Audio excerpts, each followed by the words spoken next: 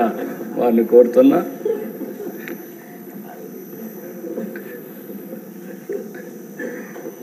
గౌరవనీయులైన ఉప ముఖ్యమంత్రి వర్యులు శ్రీ పవన్ కళ్యాణ్ గారు. Thank you sir.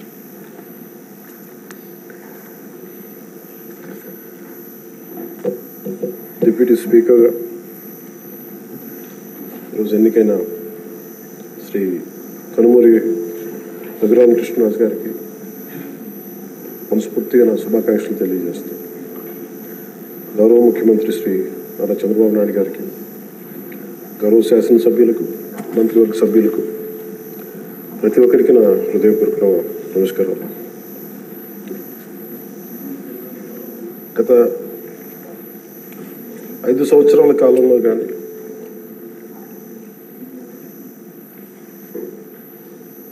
నా పొలిటికల్ అబ్జర్వేషన్ కానీ, నేను పాలిటిక్స్ రావడానికి రీజన్ కానీ 7 దశాబ్దాలుగా మన చరిత్ర చదువుకున్న రైట్ ఫ్రమ్ మన ఫ్రీడమ్ ఇండిపెండెన్స్ మూమెంట్ నుంచి చిన్నప్పుడు స్కూల్లో చరిత్ర చదువుకున్నా కానీ చాలా గొప్ప గొప్ప మహానుభావులు ప్రాణత్యాగాలు చేసి పోరాటాలు చేసి ఈ దేశాన్ని నిర్మించారు, ఈ వ్యవస్థలు నిర్మించారు. ఎక్కడా కూడా to deter criminals into politics. దేశం అంతా పనిచేస్తుంది క్రిమినలైజేషన్ ఆఫ్ పాలిటిక్స్ ఉండకూడదని. కానీ దురదృష్టవశాత్తు 14లో ఒకసారి రావడానికి ప్రయత్నం చేస్తే అలాంటి వ్యక్తుల సమూహాన్ని నిలువరించాం. 19లో కుదరలేకపోయింది. 19 to 24 అప్పటి ప్రభుత్వం it's an ఎపిటమ్ of criminalization of politics. గౌరవ ముఖ్యమంత్రి గారు సౌత్ అమెరికాకు చెందిన ఒక నార్కాటిక్స్ క్రిమినల్ హెడ్ ఎలా కంపేర్ చేశారు. క్రిమినల్ మైండ్ సెట్తో ఉన్న వ్యక్తులు కనుక రాజ్యాన్ని వెళితే వాళ్ళు దేనికి గౌరవం ఇవ్వరు, వ్యవస్థలకు గౌరవం ఇవ్వరు, రాజ్యాంగ విధానాలకు గౌరవం ఇవ్వరు, ఎవరైనా బలి చేయగలరు. మన భేదం లేదు వాళ్ళకి. గత ప్రభుత్వంలో రఘురామకృష్ణరాజు గారు ఎంత బాధించారో చూస్తే, దానికి ముందు వరుసగా చూస్తే సుప్రీంకోర్టు జడ్జెస్ని వదలలేదు, చిన్నపాటి కార్యకర్తల్ని వదలలేదు, ప్రతిపక్షంలో ఎవరిని వదలలేదు. స్వయాన వాళ్ళ పార్టీ తరఫున గెలిచి ఎంపీగా ఎన్నికైన రఘురామకృష్ణరాజు గారిని విధానాలతో విభేదించి ఆయన ఎంత ఇబ్బందికి గురి చేశారో, శారీరకంగా, మానసికంగా, అన్ని రకాలుగా. ఒక ఎంపీకి ఒక తీసుకెళ్ళి అరెస్ట్ చేస్తారు, ఏదో ఇబ్బంది పెడతారు, అట్లా ఏదో అనుకున్నాం. కానీ ఆయన మీద ఒక 3rd degree మెథడ్స్ వాడటం, బెదిరించడం. ఆ రోజున గౌరవ ముఖ్యమంత్రి కోసం నేను కూడా స్పందించాను. భయం వేసింది మాకు, ఆయనకి ఏం జరుగుద్దో అని. చాలా ఆవేదన కలిగింది. చాలా బలమైన ఇబ్బందులు ఎదుర్కొన్నారు. నాకు నిజంగా ఆ రోజున అనిపించింది, క్రిమినల్స్ కనుక రాజ్యాలు వెళ్తే ఎలా ఉండదు, ఎలా ఎదుర్కోవాలి. సో ఈ ప్రభుత్వం తాలూకు వ్యతిరేక ఓటుని చీలనివ్వకూడదన్న నా ఆకాంక్ష ఈ రోజున మిమ్మల్ని ఈరోజు డిప్యూటీ స్పీకర్ పదవిలో చూస్తుంటే నిజంగా నేను ఆ రోజు నా ఆవేదన, నా ఆక్రోశం ఈరోజు మీ రూపంలో డిప్యూటీ స్పీకర్గా మీరు ఉండటం నాకు నిజంగా చాలా చాలా ఆనందంగా. ఇక్కడ మొన్న ఆ రోజు మీరు కూడా ఉన్నారు, మనం సభ ప్రారంభమైనప్పుడు దాదాపు ఇక్కడున్న సభ్యులందరూ కూడా దాదాపు 80% సభ్యులు, మన అచ్చెన్నాయుడు గారి దగ్గర నుంచి, మీ దగ్గర నుంచి, చంద్రబాబు నాయుడు గారి దగ్గర నుంచి అందరూ కూడా ఏదో ఒక రకంగా క్షోభ అనుభవించిన వాళ్ళు, బాధలు అనుభవించిన వాళ్ళు, సోషల్ మీడియా అబ్యూస్ని భరించలేని నాటి 100% అందరూ ఏదో ఒక విధంగా సోషల్ మీడియా అబ్యూస్ అయితే జరిగింది. ఇలాంటి పరిస్థితుల్లో మనందరం కలిసికట్టుగా ఉండి ప్రజాస్వామ్యాన్ని కాపాడినందుకు మనస్ఫూర్తిగా ఈ సభకు నేను మనస్ఫూర్తిగా ధన్యవాదాలు చెప్పుకోండి మీతో. ఇది భవిష్యత్తులో మీరు ఈ పదవిని అలంకరించారు, మీరు మీకు ఆవేదన ఉంది, మీ కోపం ఉంది, రచ్చబండ కార్యక్రమం ద్వారా మీరు కూడా మాట్లాడాల్సిన అవసరం లేదు. యాక్చువల్లీ మీరు కూడా అలాంటి, మీ దగ్గర మాటకి చాలా బలమైన పదును ఉంటుంది, మీ మాటకి హాస్యం ఉంటుంది, గుడ్ సెన్స్ ఆఫ్ హ్యూమర్ ఉంటుంది మీ దగ్గర.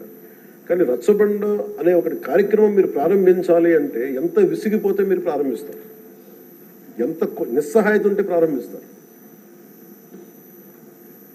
నేను చాలాసార్లు అనుకున్నాను, ఇంత అడ్డగోలుగా క్రిమినలైజేషన్ ఆఫ్ పాలిటిక్స్ జరిగితే ఎవరో రారాలు అనుకునేవాడిని. నేను ఎప్పుడు ఒకటే నమ్మాను, సైంటిఫిక్ మన Newton's third law, for every action there is an equal and opposite reaction అని. అలాగే కర్మ ఎవరిని వదలదని. మిమ్మల్ని ఎవరైతే మీకు అడుగు పెట్టనివ్వం, మీ నియోజకవర్గంలో మిమ్మల్ని అడుగు పెట్టనివ్వం, మిమ్మల్ని అడుగు పెట్టనివ్వం అని చెప్పి ఛాలెంజ్ చేసిన వాళ్ళు ఈరోజు అడుగు పెట్టలేకపోయారు. కర్మ అంత బలంగా ఉంటుంది. 56,777 ఓట్లతోటి దాదాపు 59.80% ఓటుతోటి గెలిచి మీరు ఎమ్మెల్యేకి వచ్చారు ఉండి నియోజకవర్గం. ఈ రోజున వాళ్ళకి వైనాట్ 175 అలా అన్న మాటల దగ్గర నుంచి కానీ ఈ రోజున అడుగు పెట్టడానికి కూడా భయం ఉంది. మిమ్మల్ని ఎదుర్కోవాలంటే భయం. ఎందుకు మనం వ్యవస్థల్ని కాపాడాలి, ఎందుకు రూల్స్ పాటించాలి అంటే మనిషి అధికారం మదం ఎక్కి అహంకారంతో ఉంటే ప్రకృతిలో ఏమీ జరగదు, ఏమి అనుకోవడానికి లేదు. దానికి నిదర్శనమే సభ, దానికి నిదర్శనమే మిమ్మల్ని ఎంత హింసించి మీరు డిప్యూటీ స్పీకర్గా 14 ఏళ్ళు సుదీర్ఘమైన అనుభవం ఉండి ఒక నవ నిర్మాణాన్ని సైబరాబాద్ లాంటి ఒక కొత్త నిర్మాణాన్ని, సిటీని నిర్మించిన ఒక అనుభవజ్ఞులు ఆయన ఇబ్బందులు పాలు చేసి జైల్లో పెట్టి నలిపి, నాకు చాలా భయం ఉండింది. మిమ్మల్ని అరెస్ట్ చేసినప్పుడు మీరు ఎట్లా వస్తారో బయటకు, అంత భయం ఎలా ఉండిందో.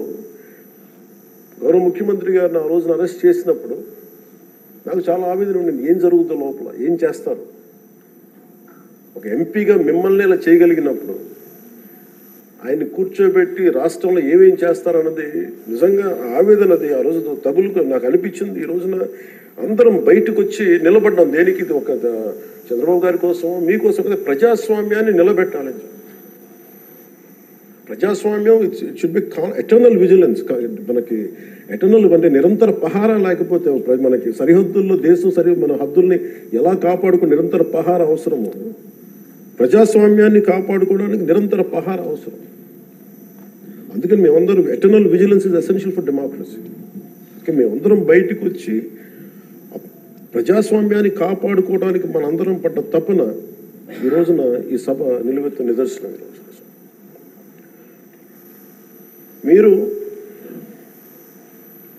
ఖచ్చితంగా మీరు సభా గౌరవాన్ని నిలబెట్టాలని మనస్ఫూర్తి. మీ విట్టు కోల్పోకండి, మీ సెన్స్ ఆఫ్ హ్యూమర్ కోల్పోకండి.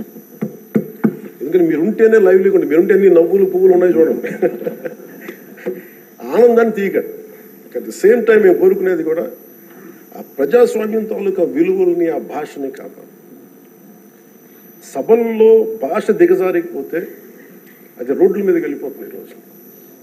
అంటే ఎవరు ఏం మాట్లాడుతున్నారో ఇష్టం వచ్చినట్టు మాట్లాడి, బూతులు తిట్టి, మేము ఇళ్లలోకి వచ్చి మీ ఇంట్లో మీ ఆడపడుచుని రేపులు చేస్తాం, మీ పిల్లల్ని ఎలా అంటాం. అడ్డగోలు ఈరోజు ఇంతమంది మాట్లాడుతున్నారంటే దానికి చట్టసభల్లో నుంచే ఆ కదలిక మొదలు. ఆ హుందాతనం పోయింది సభలు. తిరిగి మీరు డిప్యూటీ స్పీకర్గా, అయ్యన్న పాత్రుడు గారు స్పీకర్గా ఆ హుందాతనాన్ని మీరు తిరిగి తీసుకురావాలి. 1-2 సందర్భాల్లో మనం వచ్చినప్పుడు ఎవరో ఒక మాట ఏదో అంటే గౌరవ ముఖ్యమంత్రి చంద్రబాబు నాయుడు గారు ప్రత్యేకించి చేయొద్దు, మళ్ళీ ఇంకా అలాంటి కల్చర్ తీసుకురాకండి, అది అయిపోయింది గతం. సో అది మీరు మనస్ఫూర్తిగా దాన్ని పాటించి ఈ సభ గౌరవాన్ని నిలబెట్టాలని కోరుకుంటా ఉన్నాను. ఒక విన్నపం అధ్యక్ష స్థానంలో కూర్చున్న మీకు,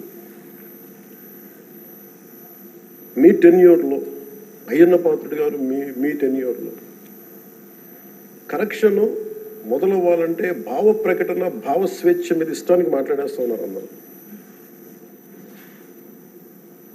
మనకి గౌరవ మంత్రి లోకేష్ గారిని బుద్ధి పెడతారు. ఏదన్నా అంటే భావ ప్రకటన, భావ స్వేచ్ఛ అంటారు. దీనికేదో ఒక ఫైనల్ కరెక్షన్ ఈ సభలో జరగాలని కోరుకుంటున్నాను.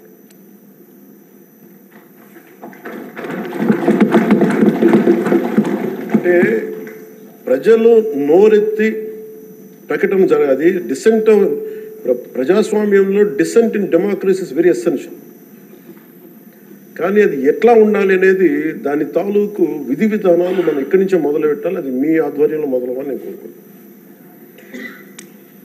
నేను కీలకంగా కోరుకుంటుంది ఈ రోజున మీ తరఫున గౌరవ ముఖ్యమంత్రి గారు కూడా తెలియజేస్తా ఉన్నాను. Social media abuse protection bill అత్యంత తక్కువ సమయంలో రావాలి, బాగా చర్చ జరగాలి. మీరు డిప్యూటీ స్పీకర్ హోదాలో ఉండి, అయ్యన్న పాత్రుడు గారు స్పీకర్ హోదాలో ఉండి, మీ టెన్యూర్లో social media abuse protection bill రావాలి. మన హోంమంత్రి గారిని వదలలేదు, అనిత గారిని, ఇంట్లో ఉన్న ఆడవాళ్ళని వదలట్లేదు. అంటే ఒక సైకలాజికల్ అబ్యూస్, ఒక పాశవికంగా తయారయ్యారు, సేడిస్టిక్గా తయారయ్యారు. దీని మీద మనందరం ఇర్రెస్పెక్ట్ ఆఫ్ డిఫరెన్స్ ఆఫ్ ఒపీనియన్, విభిన్నమైన పొలిటికల్ పార్టీలు అయినొచ్చేమో కానీ ప్రజాస్వామ్యాన్ని కాపాడటం కోసం Andhra Pradesh should lead by example introducing social media abuse protection bills. ఎందుకు చెప్తున్నానంటే మీలాంటి వ్యక్తిని, మీరు మెంబర్ ఆఫ్ పార్లమెంట్ అయ్యండి, మిమ్మల్ని ఇంత ఇబ్బంది గురి చేస్తే ఇంకా సగటు మనిషి పరిస్థితి ఆలోచించుకోండి.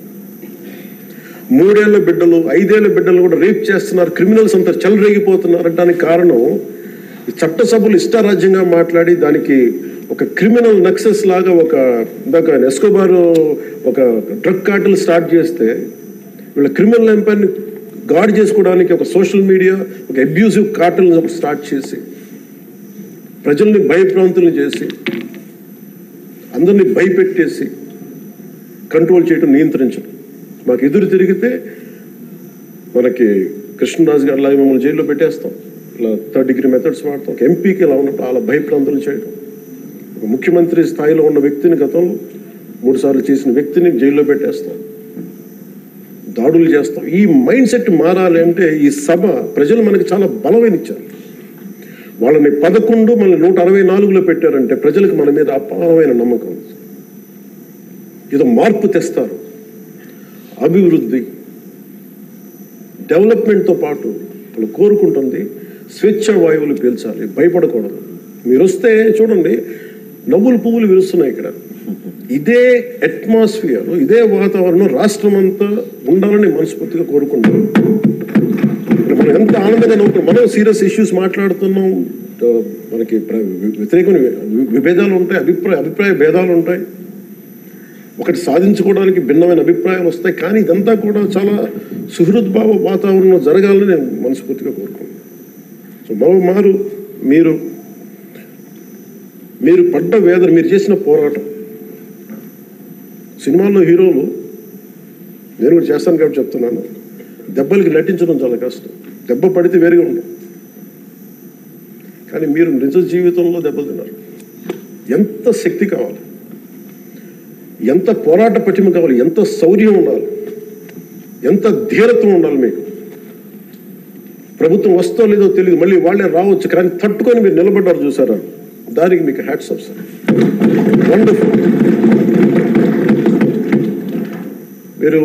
మీరు ఎలా నిలదొక్కున్నారో, మీరు ఎలా ధైర్యంగా ఉన్నారో అది రాష్ట్రం అందరికీ ఇవ్వమని మమ్మల్ని కోరుకుంటున్నాం. మీది ఏది కోల్పోకండి, మీ సెన్స్ ఆఫ్ హ్యూమర్ మటుకు 80% కోల్పోకండి. మీరు రచ్చబండలో ఒకప్పుడు చేశాడు కాదు, కానీ మీ ఎంజాయ్డ్ ఇట్. కానీ మాకు భవిష్యత్తులో మళ్ళీ దాన్ని మీరు టోన్ డౌన్ చేస్తారో ఎలా చేస్తారో తెలియదు, కానీ మీ సెన్స్ ఆఫ్ హ్యూమర్ కోల్పోకుండా సభని హుందాగా నడిపి తిరిగి విలువలు ప్రతిష్ఠించమని మనస్ఫూర్తిగా కోరుకుంటూ, మీకు మరోమారు మీకు అవకాశాన్ని ఇచ్చిన నారా చంద్రబాబు నాయుడు గారికి, సభ్యులందరికీ కూడా మనస్ఫూర్తిగా ధన్యవాదాలు తెలియజేసుకుంటూ, మీకు శుభం కలగాలి మనస్ఫూర్తిగా నేను